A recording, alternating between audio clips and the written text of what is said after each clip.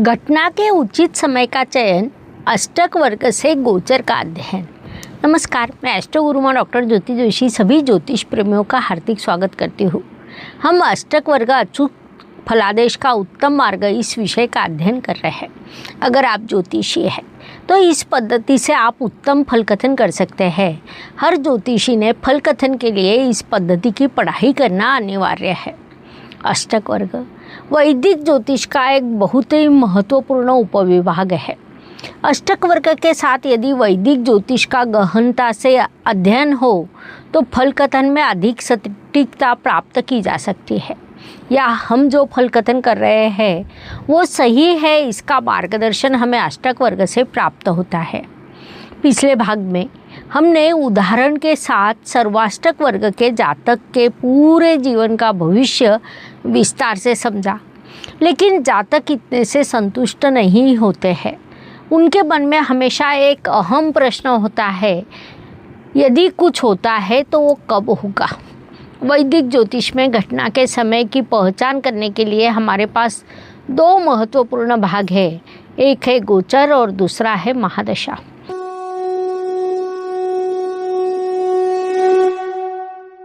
गोचर का अर्थ आज की ग्रह स्थिति होती है, अर्थात गोचर का उपयोग करते समय आज की ग्रह स्थिति, आज का काल जातक के लिए कैसा रहेगा ये हम समझ सकते हैं। कैसा रहेगा मेरा आज का दिन, आने वाला महीना मेरे लिए कैसा होगा, या पूरे वर्ष के लिए फायदेमंद होगा या हानिकारक होगा, ये जानकारी यदि पहले से ही उपलब्ध हो तो जातक उसी के अनुसार अपने कार्य की योजना बनाता है। कौन सा कार्य करने पर अधिक उपयोगी होगा, यह उसका मुख्य उद्देश्य होता है। हालांकि वैदिक पद्धति के अनुसार गोचर को समझना बहुत जटिल होता है। हम बहुत जटिल प्रक्रिया, कुछ नियमों का पालन करके फल तक पहुंचते हैं, लेकिन जैसा कि हमने अष्टक वर्ग में देखा है, सभी निष्कर्ष अंकों पर आधारित होते हैं। अंक कभी बदलते नहीं, 2 और 2 होता है, 4 होते हैं, 5 ही होता है। तो गोचर के भी उचित निष्कर्ष अष्टक वर्ग से हम प्राप्त कर सकते हैं। वह कैसे देखा जाए, यही अब हम समझने जा रहे हैं। उसके लिए हमें जातक का अष्टक वर्ग और सभी भिन्नाष्टक वर्ग की ज़रूरत होगी। साथ ही आज का गोचर और जातक के मूल कुंडली की भी ज़रूरत होगी, ताकि कोई ग्रह कौन से स्थान का स्वामी है, आज वो कहाँ से भ्रमण कर रहा है, साथ ही अष्टक वर्ग में उसकी स्थिति क्या है, इस आधार पर हम उसके फल तक पहुँच सकते हैं। गोचर कैसे देखा जाता है, ये अध्ययनकर्ताओं से आने वाला मुख्य प्रश्न होता है, तो हम विस्तार से अध्ययन करेंगे। गोचर देखते समय सबसे महत्वपूर्ण लग्नेश होता है। पिछले भाग में उदाहरण के लिए हमने जिस कुंडली का उपयोग किया था वही कुंडली का उपयोग अब हम करेंगे। ये कन्या लग्न की कुंडली है, इसलिए कुंडली का लग्नेश बुध ग्रह है। बुध गोचर से आज मिथुन राशि में मानो गोचर भ्रमण कर रहा है। अध्ययन के लिए हम 1 जून 2020 की कुंडली सामने रखेंगे। ये विषय ताकि आपको अच्छे से समझ में आ जाए। 1 जून 2020 की ये कुंडली है जो हमने गोचर समझने के लिए है। तो यदि आप भी जून की गोचर कुंडली सामने रखते हो तो इस विषय को अच्छे से समझ सकते हो। जातक की मूल लग्न कुंडली और आज की गोचर कुंडली दोनों का संयोजन भिन्नाष्टक वर्ग अष्टक वर्ग से जातक को प्राप्त होने वाला ये फल हमें समझना है। इसमें सबसे पहले हम लग्नेश को महत्व देते हैं। लग्नेश बुध गोचर द्वारा मिथुन राशि से भ्रमण कर रहा है, अर्थात कुंडली के 10वें स्थान में वह विराजमान है। आज वह 10 अंश पर है, अर्थात बुध ग्रह आज की गोचर कुंडली में मिथुन राशि और 10वें स्थान में 10 अंश पर विराजमान है। अब प्रश्न ऐसा है कि इससे जातक पर क्या प्रभाव पड़ेगा। इसे समझने के लिए हम जातक के भिन्नाष्टक वर्ग में बुध के भिन्नाष्टक वर्ग को देखना होगा। बुध ग्रह ने मिथुन राशि को कितने अंक दिए, ये हमें देखना होगा। तो बुध ग्रह ने मिथुन राशि को 4 अंक दिए। बुध भिन्नाष्टक में वह अंक शनि महाराज, शुक्र, बुध और लग्न द्वारा मिले हैं। लग्न और लग्नेश जब किसी स्थान को अंक देते हैं तो एक महत्वपूर्ण चीज़ होती है। लग्नेश जब अंक देता है तो उसका अर्थ है कि जातक अपने व्यवसाय में आक्रामक भूमिका लेने वाला है, कोई महत्वपूर्ण कार्य करने वाला है। वही लग्न स्थान जब अंक देता है तो उसका अर्थ है कि जातक को वो कार्य मन से पसंद है। हालांकि मिथुन राशि को बुध द्वारा केवल 4 अंक दिए गए। वास्तव में जब शनि महाराज या मंगल 4 अंक देते हैं तो हम इसे एक मजबूत स्थिति मानते हैं, बल्कि जब बुध जैसा ग्रह जिसके कुल 54 अंक होते हैं वह किसी स्थान को केवल 4 अंक देता है तो एक सामान्य स्थिति होती है, उसे हम अच्छे अंक या मजबूत स्थिति कह नहीं सकते। इसका अर्थ है कि बुध जब मिथुन राशि से भ्रमण करेगा तो जातक को व्यापार में सामान्य फल प्राप्त होंगे। साथ ही बुध ने लाभ स्थान को 7 अंक दिए। इसका अर्थ है कि जब मिथुन राशि से कर्क राशि में बुध का प्रवेश होगा तो वहाँ बुध ने 7 अंक दिए, इसलिए वह गोचर जातक के लिए आर्थिक दृष्टि से लाभकारी रहेगा। ये लग्नेश के विषय में हुआ। लग्नेश के बाद सबसे महत्वपूर्ण राशि स्वामी होता है।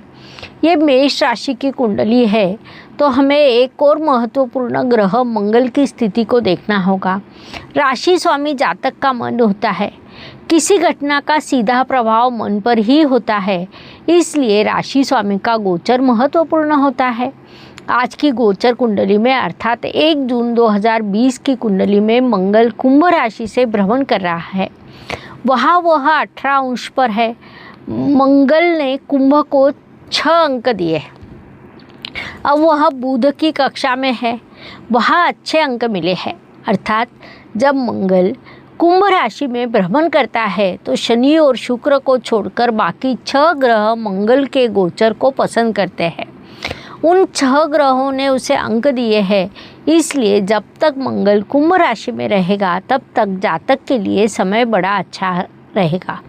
आर्थिक लाभ देने वाला होगा क्योंकि कुंभ राशि इस कुंडली के अर्थ त्रिकोण में आती है। जब मंगल कुंभ राशि से मीन राशि में प्रवेश करेगा तो वहाँ केवल 2 अंक मिले हैं, जो जातक को बहुत नकारात्मक नुकसान होने की संभावना बताता है, क्योंकि मंगल इस कुंडली का राशि स्वामी भी है। इसके बाद महत्वपूर्ण ग्रह महादशानाथ होता है। जातक को अब राहु ग्रह की महादशा शुरू है। अष्टक वर्ग में 7 ग्रह और एक लग्न स्थान, ऐसे कुल 8 ग्रहों का विचार किया जाता है। राहु केतु का अष्टक वर्ग में समावेश नहीं है। हालांकि शनि महाराज के अंक राहु के माने जाते हैं, क्योंकि शनि सम राहु और मंगल केतु जैसा माना जाता है, इसलिए शनि महाराज के अंक राहु के रूप में गिने जाते हैं। उस अनुसार राहु गोचर से मिथुन राशि में विराजमान है। वहाँ शनि महाराज को 5 अंक मिले हैं, इसलिए राहु की 1.5 साल की यात्रा जातक के लिए काफ़ी अच्छी हो सकती है। जातक की कुंडली में राहु दशम स्थान से गोचर कर रहा है और वहाँ शनि महाराज ने 5 अंक दिए। नतीजन उसकी ये यात्रा, ये गोचर जातक के लिए शुभदायी होगा। उसके बाद महत्वपूर्ण ग्रह अंतर्दशानाथ होता है। 1 जून 2020 की गोचर कुंडली में अंतर्दशानाथ शुक्र वृषभ राशि में है। वृषभ राशि को शुक्र से 7 अंक मिले। इसका अर्थ है कि रवि को छोड़कर सभी ग्रहों ने यहाँ अंक दिए, अतः शुक्र का ये गोचर जातक के लिए अत्यंत लाभकारी होगा। भाग्य में वृद्धि करने वाला होगा, क्योंकि शुक्र इस कुंडली का भाग्येश है।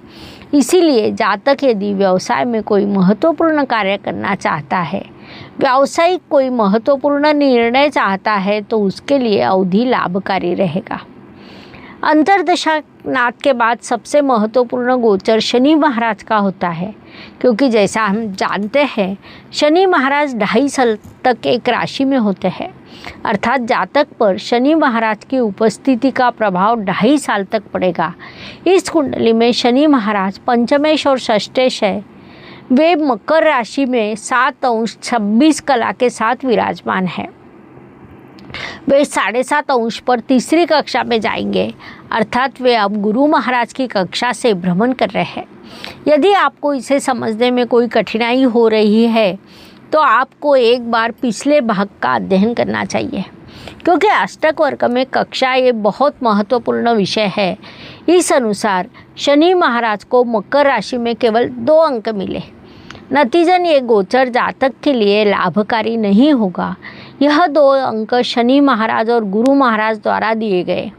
शनि का भ्रमण आज गुरु की कक्षा से हो रहा है, इसीलिए जब तक शनि महाराज 7° 30 तक पहुंच नहीं जाते तब तक ये अवधि जातक के लिए लाभकारी होगी। इसके बाद ये गोचर जातक के लिए कष्टप्रद हो सकता है।